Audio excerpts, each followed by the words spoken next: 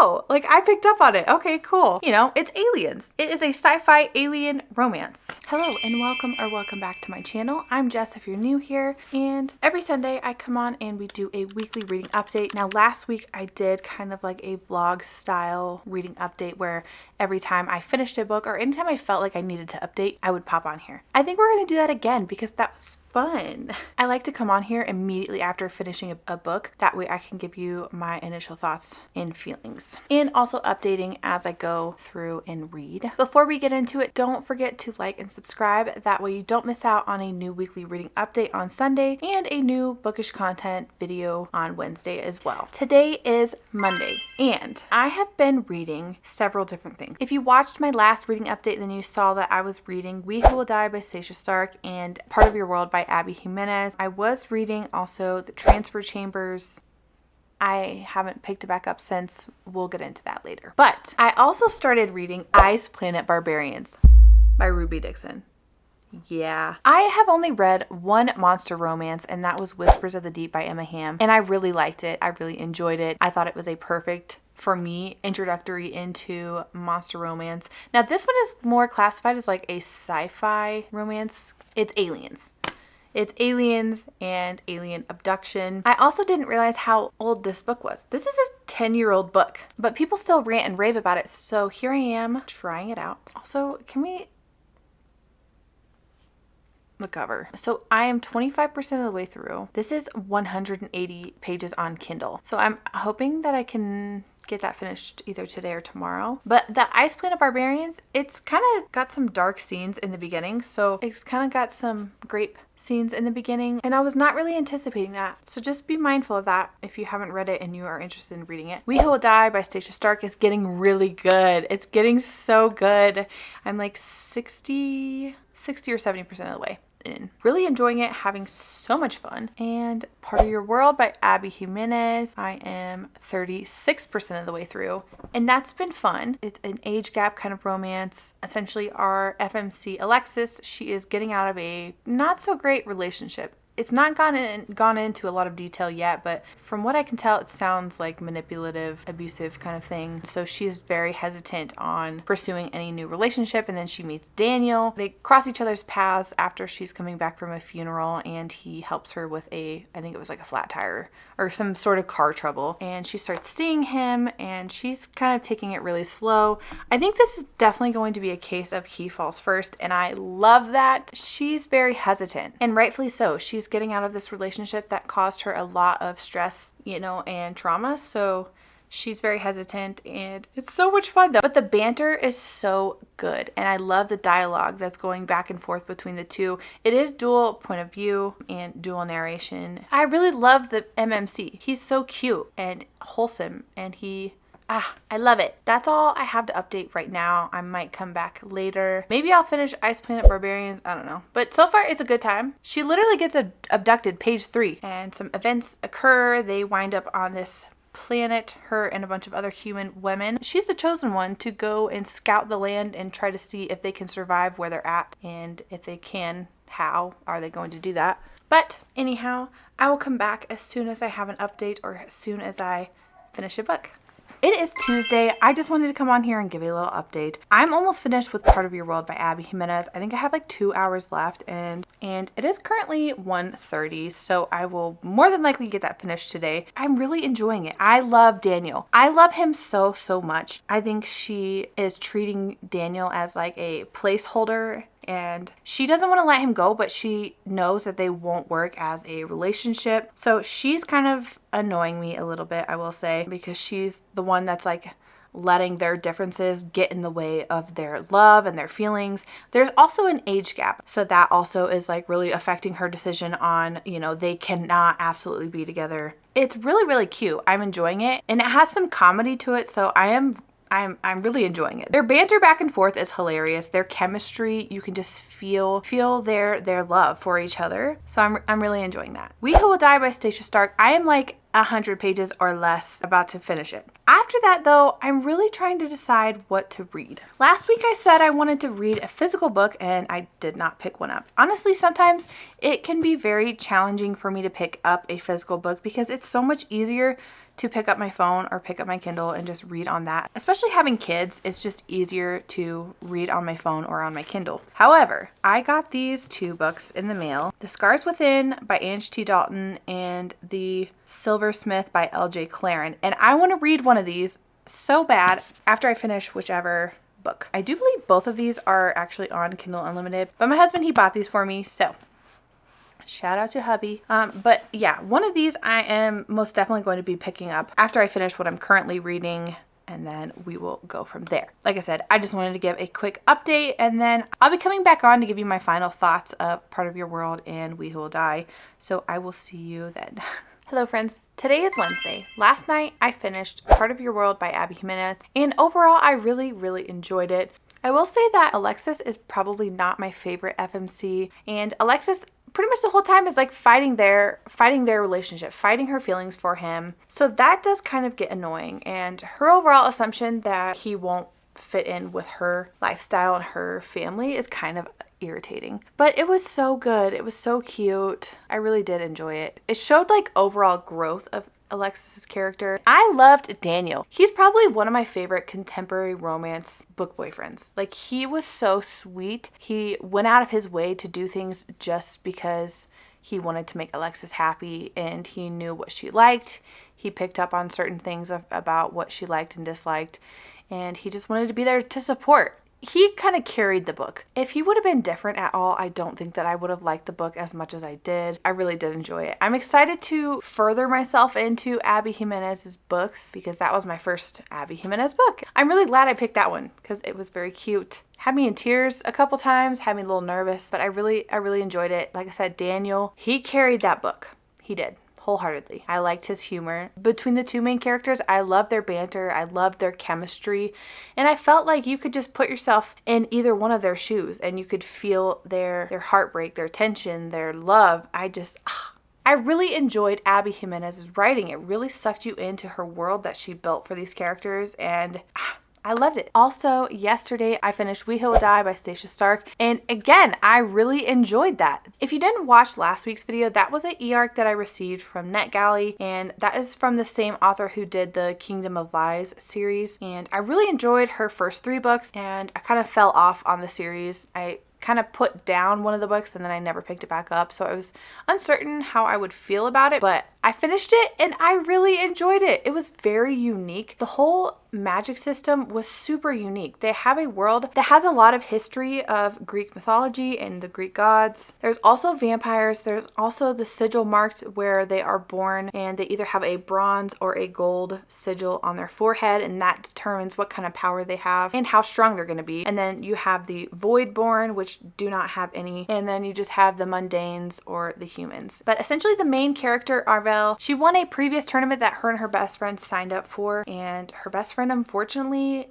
got eliminated, and so she really struggles trying to get over her best friend's elimination and move forward. But she is also the sole caretaker of her 2 younger twin brothers, and so she really doesn't have a choice. She has to move forward. She has to keep going, and one of her brothers he's very sick. He needs these lung tonics to help him breathe, and Arvel is eventually cornered by a vampire, and he trying to convince her to again go into some more games and trials to try to become a part of the guard for the emperor, and ultimately he's got a task for her to complete, and he's dangling the cure for her brother to heal in front of her. So she ends up going and competing, and the games and trials are very different, and I'm not sure if it was kind of setting up to be a love triangle because it was like 40% of the way in, and then the like love interest surfaced, and I'm not sure if it was setting up to be kind of a love triangle. Let's just say one of the main male characters is definitely giving me Damon Salvatore vibes, whereas the other one is kind of more like a Stefan Salvatore. That was really fun. I really enjoyed that. There were several plot twists. A couple things were a little bit predictable, but not enough to be like, oh my gosh, of course, of course it's that.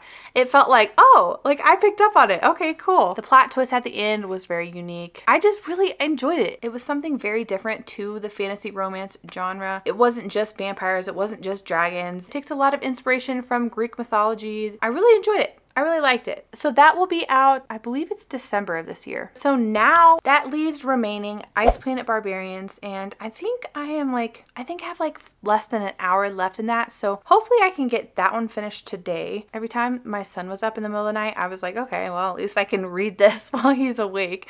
Poor guy is teething. And then today I just started Happy Place by Emily Henry. So far I'm enjoying it. It seems to be kind of like a second chance romance, and sometimes those aren't my favorite, but we're gonna try it. We're gonna see. It's entertaining so far. And then now I need to figure out what I'm going to read next. I do have another e-arc on NetGalley. I actually have several different options of things that I really want to read right now. So I actually have To Cage a Wild Bird by Brooke Fast in my NetGalley shelf. That one is supposed, according to Goodreads, I'm just looking up Goodreads on my iPad right now real quick, but it looks like it's supposed to be out next year. But I do think that this is a dystopian book. It says a prison where the wealthy hunt the inmates for sport. Yeah.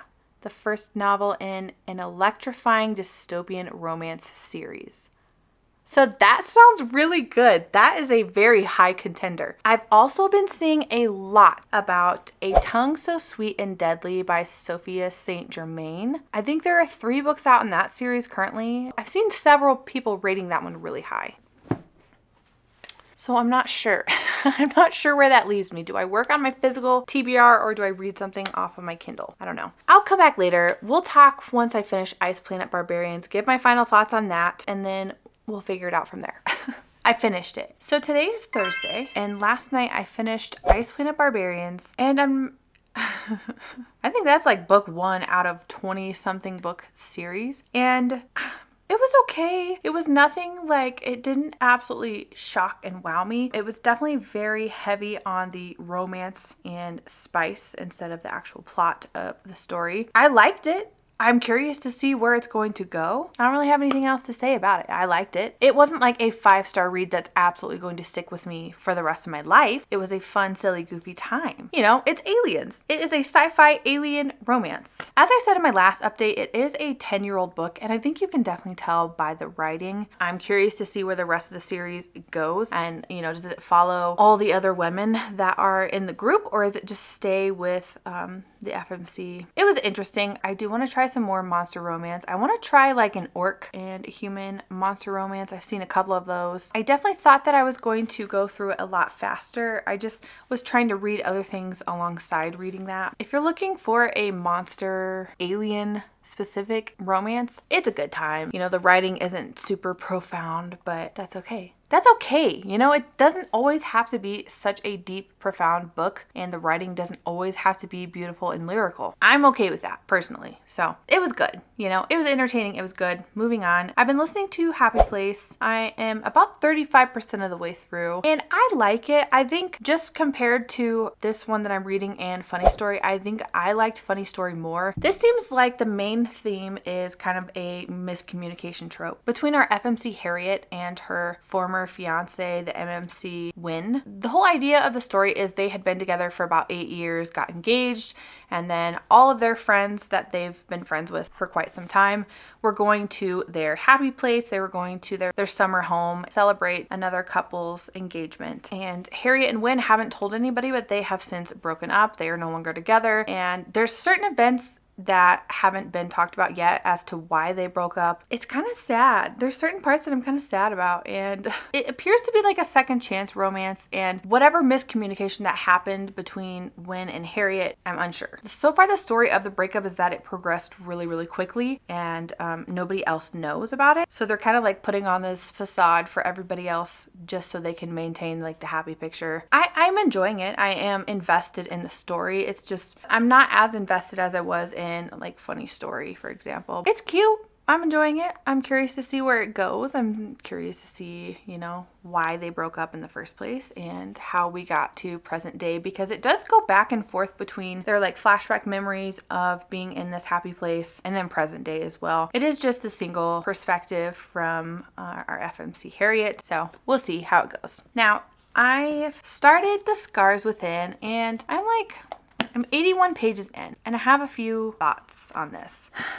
I hadn't really seen a whole lot of people speaking on this book other than that it was really bingeable, they really liked it, and you know, it's a love triangle between brothers, and there's dragons. Great, sign me up. I'm all about that, all here for it. At one point, I can agree that it is very bingeable. However, I will say if you are wanting something unique, this is not going to be it. I'm only 80 pages in and it doesn't feel very unique. There are certain aspects of the story that feel unique, but this feels very, very, very similar to Fourth Wing. It feels like a lot of inspiration was taken from Fourth Wing, which I get, Fourth Wing was a good story, but it's just very similar. I don't know, that's just kind of what is fresh on my mind from reading it. This follows Scarlet Thorn, and right from page 1, she's being held captive and treated very poorly, and she escapes. She was previously orphaned. Her mother passed away, her father had left, and she got this invite to a war college. You have to have some sort of elemental magic lineage, and she has some from her father.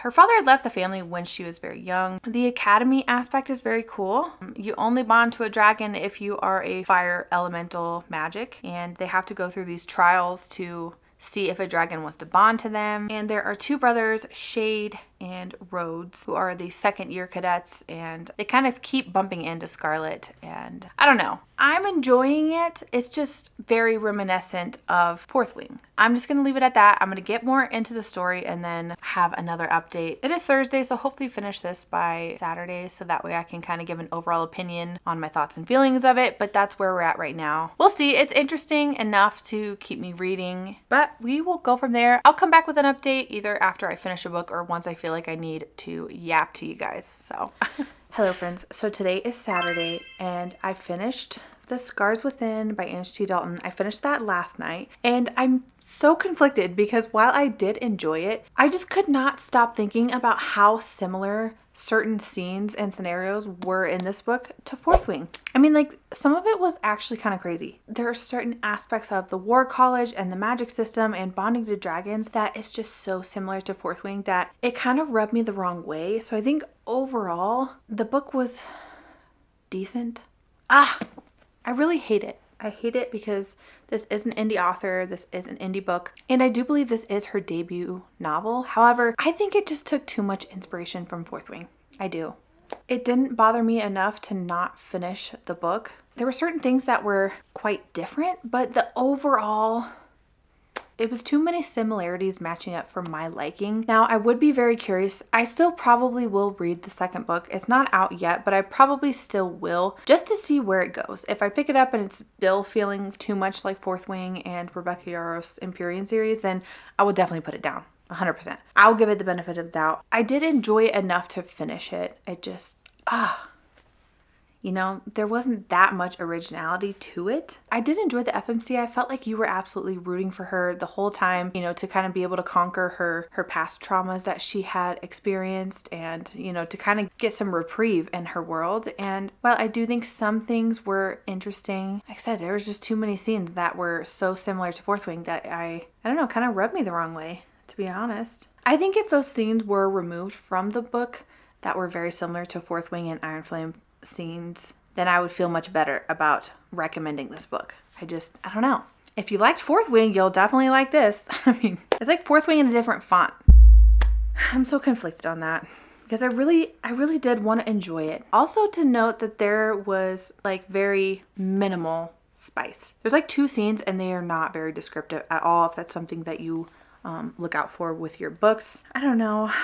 I just expected more, and I expected, some uniqueness, some originality to it. Like I said, I'll probably read the next book and kind of reevaluate if I will continue that series or not. It's not like an immediate, if that book came out tomorrow, it wouldn't be like I would drop everything I'm doing right now to go and read it. I felt like certain things were predictable leading up to certain events of, some of the mystery reveal. I will say the ending though I did not see coming. I will say that. I did not see the ending coming. So I don't know. We'll see. Also want to note that I am still working on Happy Place. I am 52% of the way through on audio. And I actually started A Tongue So Sweet and Deadly by Sophia St. Germain. That's the book 1 in the Compelling Fae series. And I'm really enjoying that so far. I am 84 pages in, and so far it's a lot of like character background. Hasn't been too much world building and a lot of information in regards to how our main character Lesia, how she got tangled up with the Fae King. She herself is half Fae. They are really like looked down upon in this area that she lives in. The mingling of Fae and human is not desired. But she has sworn some blood oath to the Fae King that released her from captivity, where he, released her from the castle, and now he is calling on her in their deal, the blood oath that she had done. He needs her to do some tasks. So far, I'm enjoying it. I've seen a lot of people really liking it, so I would also dive into it and see what it's about. I didn't really say much in my last video, and I think I like briefly touched on it this week, but I am DNFing the transfer chambers. I am. If you saw my update before this, you'll kind of see my thoughts on that. I just can't get past the FMC. I feel like the narrative is very immature, and I really wanted to like it because it's a dystopian fiction, but it just did not. It's a YA dystopian fiction, and I just didn't enjoy it. I was trying to kind of force myself to read it because I did receive it as an ARC, but I'm not going to. I'm DNFing it, and we're moving on from that. We ended up reading 4 books this week. We read We Who Will Die, Part of Your World, Ice Planet Barbarians, and The Scars Within. That's really actually pretty good. I'm like absolutely killing my reading goal, and I really didn't think I would because I feel like I'm like more busy this time around in my life than I was last year, but we're doing great and I'm excited. I'm very excited to keep reading on Happy Place and A Tongue So Sweet and Deadly. That one seems very interesting, and stay tuned next week for my thoughts on those books, as I will be doing another weekly reading update. But yeah, if you like this kind of video, then please make sure you like and subscribe. That way you don't miss out. I'll be posting a weekly reading update every Sunday, and then on Wednesday will be some other sort of content. I think this Wednesday I'm going to be posting a reading vlog, but a mom style reading vlog. So we're trying it. I'm gonna see what works and what doesn't work. And I got my sugar-free Baja Blast. Anyhow, thank you so much for watching. I hope you have a wonderful reading week wherever you are, and until next time.